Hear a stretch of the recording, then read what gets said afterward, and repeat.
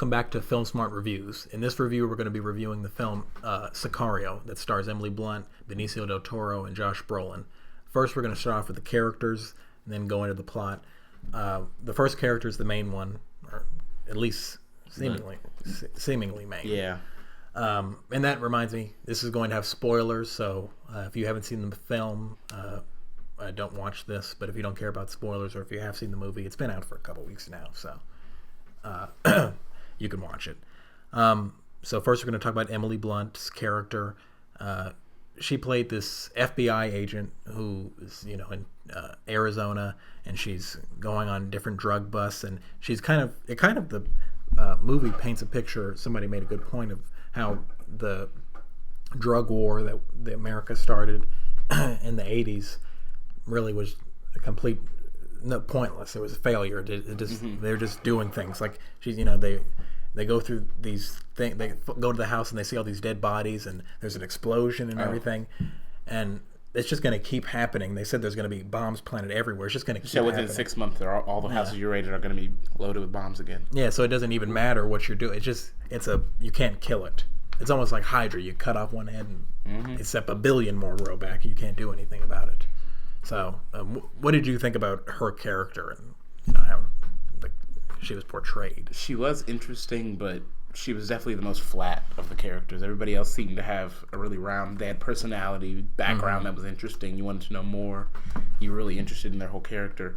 Whereas Emily Blunt, I think we knew a lot, but we didn't know that much. Yeah. And she didn't seem to, I don't know, there was nothing to her character beyond what we got. And her name, her name even evaded me. It was Kate Macer.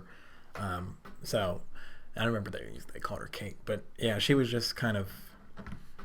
She was the movie's conscience. The movie was, I can't sign that. The movie was full of, and we're going to get into this later, but full of a lot of bad things, and she was the one. I want answers when Josh Brolin and Benicio del Toro were not giving her any answers. They were just kind of there and kind of like, you're going to do this if you want to rise up, and if you want to get some more experience. So she just kind of has to take it. But she was better, I think, than a lot of female characters. She wasn't just kind of one-sided. She had different sides. She was devoted to her job. She had a friend, what was his name? Reggie Wayne. She was devoted to her friend. Then she also was going to have sex with John Bernthal. I mean, they showed different shades of her. And she was also the conscience of the film. She was kind of all these different things. I just don't know if they just still underwrote her, which is surprising when you think you have all of that. But I guess when you're with Benicio del Toro's character, he just kind of overshadows you. I just want to see more of him. And then the next character, Josh Brolin, he played Matt Graver, who was like higher up in the FBI, or it was a different agency. I don't know. She kept asking if he was CIA or not. Yeah, we don't actually know, now that I think about it. But he was working with the FBI, and he was very good. Josh Brolin was. I mean, I wouldn't be surprised if he got an Oscar nomination for his performance. He was very good, but even he got overshadowed by Benicio del Toro's character. And that's that kind of. I mean, what did you think about his character, Josh Brolin's? Usually he doesn't do much for me, but in this one he was really good at giving off a vibe that you shouldn't trust him, and that I think he was really good at interacting with everybody else. And he was he was not exactly the opposite of Emily Blunt's character, but like I think they kind of bounced off of each other a lot throughout the movie. But yeah, I think he was a good addition. And maybe he should continue to do films that take place in the Southwest, because last time he gave a really good performance, I remember, like a really good one was No Country for Old Men. That came out in like 2007 with Javier Bardem. That was a really good movie, and he was another great Josh Brolin film. And then the last character we're going to talk about, Benicio del Toro's Alejandro, who they never give the last name for it, now that I think about it. He was great. I mean, fresh, merciless, an agent of retribution. I mean, he starts off as this character. I remember the first scene we see him is when they're on the airstrip, and he's standing in front of the plane. He's kind of sitting there. I think he's on the phone or something. And then he's kind of wearing a nice suit, and it's kind of blowing in the wind, and you're just standing there, and you're like, who is this guy? because the trailers lead you to believe that And he's like, the boss. I was like, he must be bad or something. But I don't know. Then the movie tried to make you convince you that he wasn't bad. He helped her after John Bernthal's character almost killed her, choked her to death, and he was working with the government. I mean, it seemed kind of. He did go back and forth, like when he saved her, but then stuck the gun to her head at the end. But then you realize he's not good or bad, really. And anti-hero kind of. And let's kind of get deeper to it. And then the way they portrayed him when he was on the plane and he was kind of shaking in his dream, and they woke up and you could hear what he was thinking because there was a sound playing. I don't even know exactly what it must have been. His wife and daughter, who we find out must have been them maybe getting murdered, or when they came to the town and killed them. And he kind of woke up and jolted. So this guy, right off the bat, he has a lot of issues.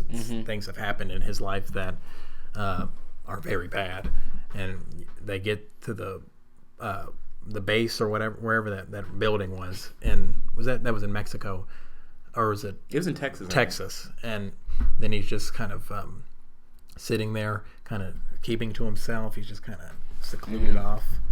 But it seems like people respect him. He was kind of sleeping. At the one part, he was like, I couldn't tell if he was on his phone. Or if he was. I was like, what is he doing? They never really showed you. But I was like, wow, he is really weird. I was like, I don't know, what is he? Or when he interrogated that one guy and just kind of got up on him, I was like, and then like it leads you to believe that like he opened his pants or something. Yeah, because then you hear the guy go, I was like, I don't know what he is doing. The guy doing. left the room. Yeah, I was like, what in the world is happening? I was like, what is he doing? It's like, I don't know what that. In that big jug of water, were they gonna like force him to drink it? Looked like waterboarding, so I'm assuming that's what that was. And then he just gets on him like a horse or something. It's weird, but it's like, what is he? And then when he started making the sounds, I was like, and then we kind of see him further and further, and there's a level of mysteriousness. And then when they're and this goes to a great scene on the bridge when he's going, and all the soldiers take out all of these guys in the car. But then at the end, we find out that he's working with the cartels, but at the same time he's working with the government. Yeah. Because we find out, and again this points to the fact that the drug war is pointless, is that he's keeping control, because there's really no way to stop the drug trafficking and all of that. There's no way to prevent it. So what we do is just kind of stop some of it and keep it healthy and keep it more secluded, not so spread out. That reminded me of Winter Soldier, just when they were going to kill like 12 million people, basically to keep a little bit of order. And I was just like, oh my god! But it's the same type of idea, and it felt very realistic, even though that's crazy. And then we see him killing an officer and killing a rich guy in his car, and then he goes into the cartel owner who killed his wife and daughter, and then he just murders his family and then shoots him. Ooh. But the way not in front of my boys, he did it so sleek. I mean, he murdered everybody so easily. He didn't seem to care either. And that's when the movie was like, when it got really weird for a second, because it was like they were killing bad people at first, and now they were still killing bad people. Then when he killed the family, and then when he killed the police officer, and it got really crazy. I felt bad. I was like, oh man, come on. He had a family. But even though he was bad, he was helping them do drugs. But then I was like, he's in a tough situation. I don't know. But Benicio del Toro, if he doesn't get an Oscar nomination for best, he better, yeah. I don't know if he would get supporting or lead. He had a pretty big role. He had a bigger role than Josh. Well, I don't know. He kind of did. Kind of did. He certainly had more impact. And then his role, I noticed somebody was saying, and I realized it too, that something was weird about the movie, was that it was Emily Blunt's point of view for a lot of it, and then jumped to his point of view for the last 20 minutes when he goes and murders all of those people, and then it goes back to her, but then it's kind of them. So that I'm trying to figure out if this is more his movie or her movie. I feel like it's their movie, not one or the other. I think it's both of their movie, and Josh Brolin's aside, right outside. He's kind of the next level. I feel like they're both the leads, and he's just below lead. He's supporting. And the Daniel Kaluuya, who played her partner Reggie Wayne. He was very good. I liked him. And Victor Garber from The Flash. If you've seen that show, I'm sure a few of you have. He was good, and John Bernthal's character was good, and he wasn't in very long. Not that he, got killed or anything, but no, he didn't get killed. No, yeah, they sent him to prison.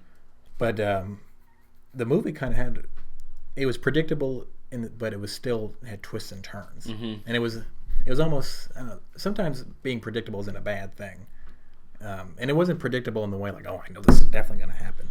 But you knew that Benicio del Toro's character was not exactly who they were saying. You knew there was mysteriousness, and it was kind of like that way. It was like leading you to believe, and something's not right, but you don't know exactly what's going to happen. Like with the whole bracelets thing, we start seeing people with bracelets, and I didn't even notice it. She notices. I was like, oh my gosh, those bracelets, and he took his keys and that bracelet out the pocket. I was like, she was stupid though. How are you going to run? I would have ran to get my gun first, and then I would have killed him. But or shot him in the leg or something. She waited too long. She was over there for a while before he came after her. She was like, you're an agent. Yeah, and then, but the movie, there were some slow parts, I will say. Some parts where I was like, they could have spiced it up a little bit. But overall, I mean, the action scenes were great. Like the bridge scene, that scene was great when they were kind of just looking at it, and they were like, we can't kill them without... Yeah, once they do what they do. Yeah, if they get out the car, you get out the car. If they shoot, you shoot. Yeah, and they have to be provoked. But then they did kill them before they started shooting. Yeah, nobody... Oh, yeah. I believe that's what... I think they got out of the car, and then before the guys shot at them, they actually... Because they pointed a gun at them. It was like, I don't even know what you do in a situation like that. Were they just going to let them go if they would have got back in the car? Yeah. No. Because they probably would have gone after them. He was kind of just like, don't do it. And then if they would have got back in the car, it looked like they were just kind of easing back. I was like, you're just going to let them go? But that whole sequence of them driving it lasted for a long time, and I enjoyed it. It built a lot of tension. Well, I was, the whole time I was thinking, like, what is that police car going to do? That was coming around, I was going to be like, Wah! And I had a feeling that, when they didn't see it, and then the next time it would just ram into them. But I didn't know. Oh, I love that whole, oh, gosh. It just reminded me of when I went to Guatemala and actually saw all that because it looks just like that. No, really? Yeah, and it was kind of scary because, they do have those big guns on the back of the thing, and all the police, they just sit in the back of a truck, and they all have these huge machine guns. You're like, oh my gosh. If anybody does something, it's like, yeah, and you got a real sense of how different the U.S. is from Mexico, which I enjoyed. And from what I hear, the way they painted Juarez, they didn't make it worse. In fact, I heard somebody say they grew up in that area.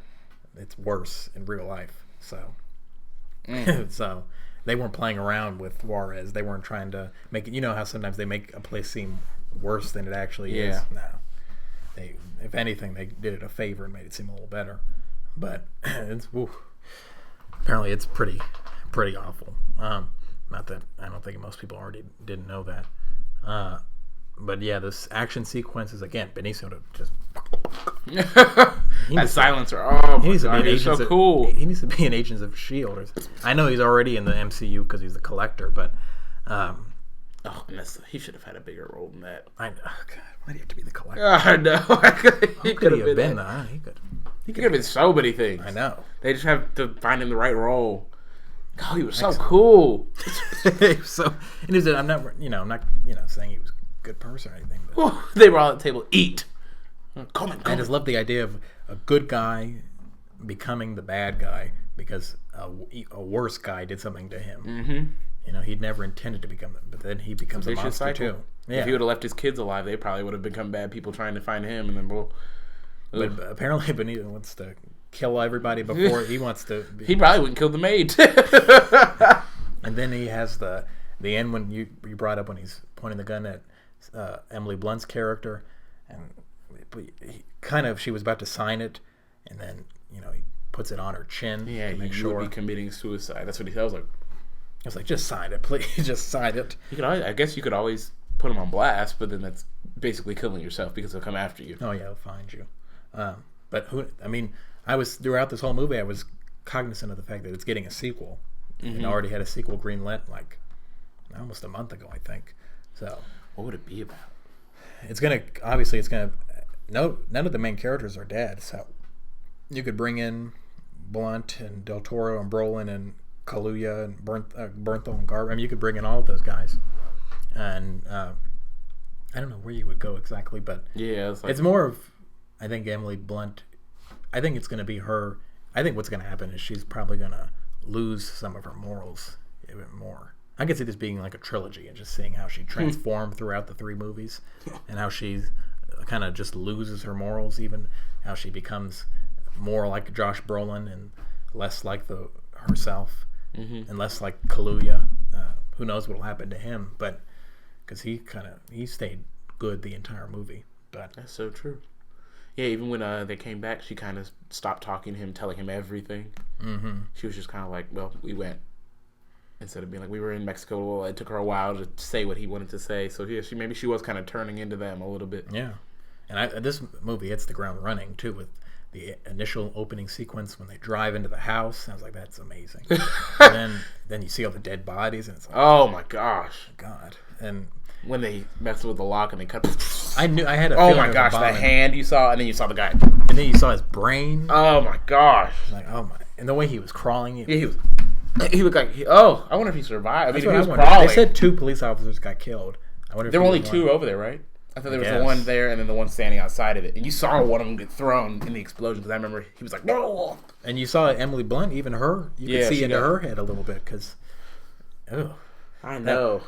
But that was, I mean, this movie is filled with brutality. And those dead bodies hanging off the bridge when they get into Juarez. And then they show all those pictures that she was looking at on her computer of the dead body parts just in the back of the trunk of that car. I mean, this movie is terrifying. Like, if you want to see a scary movie this year, see Sicario. It's scary in the sense of the visuals that you see, of the fact that the U.S. would do something that like that, just not end it, just control it. The fact that Benicio del Toro's character is a character. I mean, that's terrifying. People losing their morals. It's the fact that these things happen. Yeah, the drug cartel in general. The most terrifying thing in that movie was the fact that people do that. Yeah, they cut off other people's heads all the time for minor things, too, just for being like, I don't want to sell drugs anymore. Head cut off. Yeah, I mean, this movie it's disturbing, but I mean, it was an interesting look into their entire culture. Even, I mean, that scene at the end was like, it was so revealing.